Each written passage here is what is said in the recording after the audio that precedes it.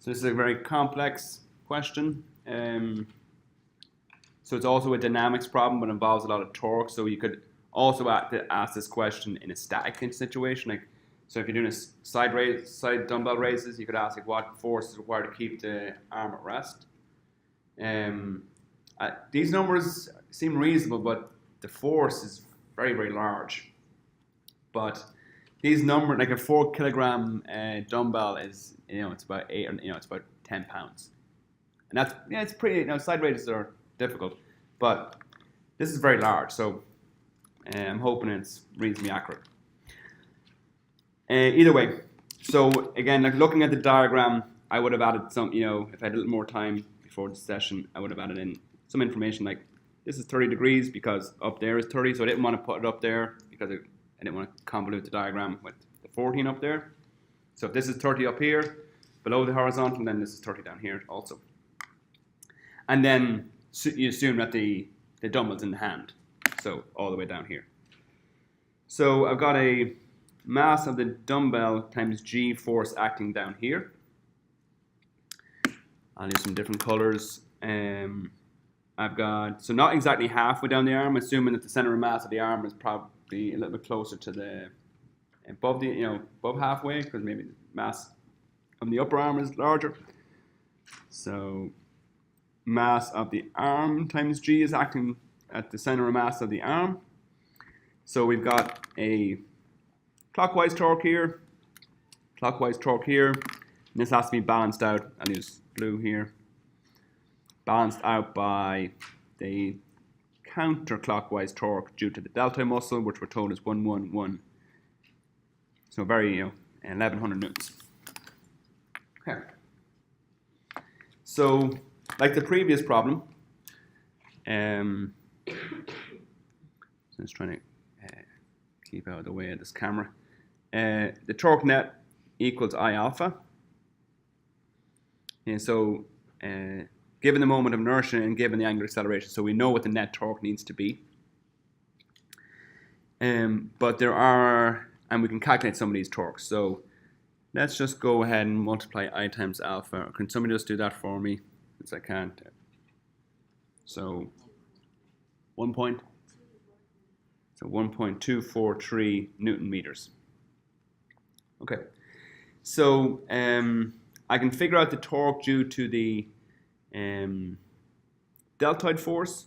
So I want to think about breaking this deltoid force up into two components. One that is perpendicular this is 1110 newtons times the sine of 14 degrees, and then this distance here is 0.16 meters. So the torque due to the deltoid would be 1110 newtons sine of 14 degrees times 0.16 meters. Somebody also do that. 260. That's just, it's a bit big. 42.97. Okay. So then the torque due to the weight of the mass of the arm.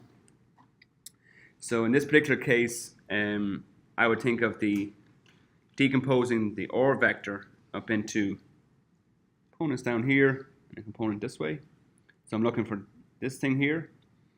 So this is so this angle in here is 30 degrees. So this is 0.38 meters from so I'm choosing the pivot to be up here at the shoulder joint, times the cosine of 30.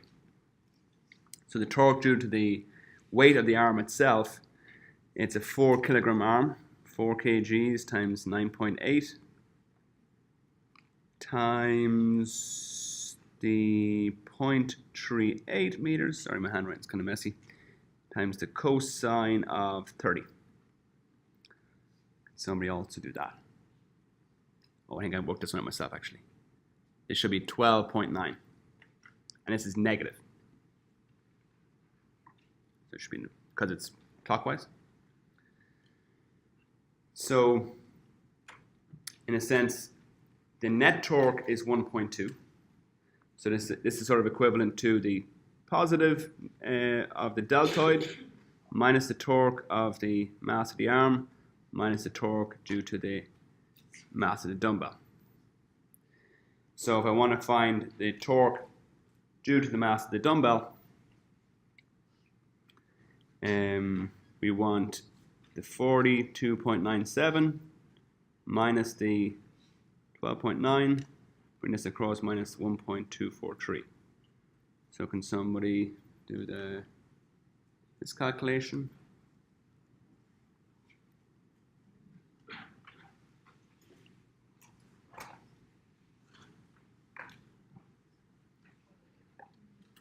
Sorry? 28.8. 28.8. So that's the torque due to the mass of the dumbbell. That makes sense.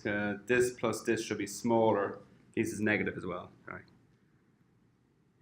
When we end up with a positive number, but it would be in a sense negative. So the 28.8 and the 12.9 are slightly smaller than the torque due to the deltoid because we want the arm to be accelerating with a positive alpha. So it's on the way. The arm is on the way up. And then the last step is to determine the mass of the dumbbell. So in a very similar manner to finding the torque due to the weight of the arm, let's squeeze it all in here. Torque. So the torque due to the mass of the dumbbell is going to be the mass of the dumbbell times G times 0.85 meters times the cosine of 30. So this is the 28.8. So the mass of the dumbbell is 28.8 Newton meters divided by 9.8 times 0.85 times the cos of 30. And I think that gives you 4 kilograms.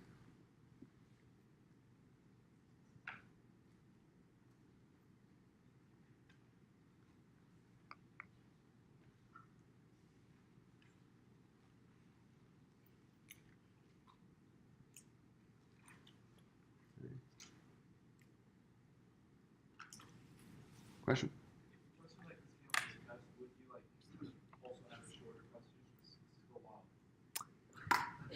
I agree. So overall, there's 32 questions on the exam. They will have different, average times to complete. This one could be definitely the longest, most difficult. But yeah, I will definitely then, there are a mix of questions on the exam. So that's why, in a sense, choosing the right exam and choosing when to commit to a certain time or commit to a certain question is important. This one I'll be leaving to the end. Like we've done a couple tonight that I thought were okay. Question? I just don't understand why you, for the torque of the arm, why you multiply it by cosine 30. So I'm trying to find the part of the oar that's perpendicular to the weight. So the oar is like this, and the weight force is like this. So if I decompose the oar into two components, this is oar perpendicular. And if this is 30 degrees, then it's the adjacent side to the hypotenuse. So oar perp is oar cos 30.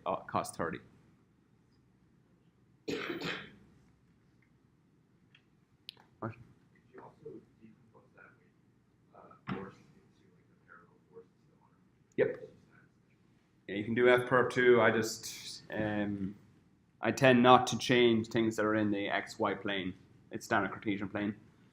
I like to keep everything in X like the standard XY, but that's my preference. You should still end up with mg. The mg cos theta is the part that's perpendicular to the arm, though. You still end up with cos theta, cos 30.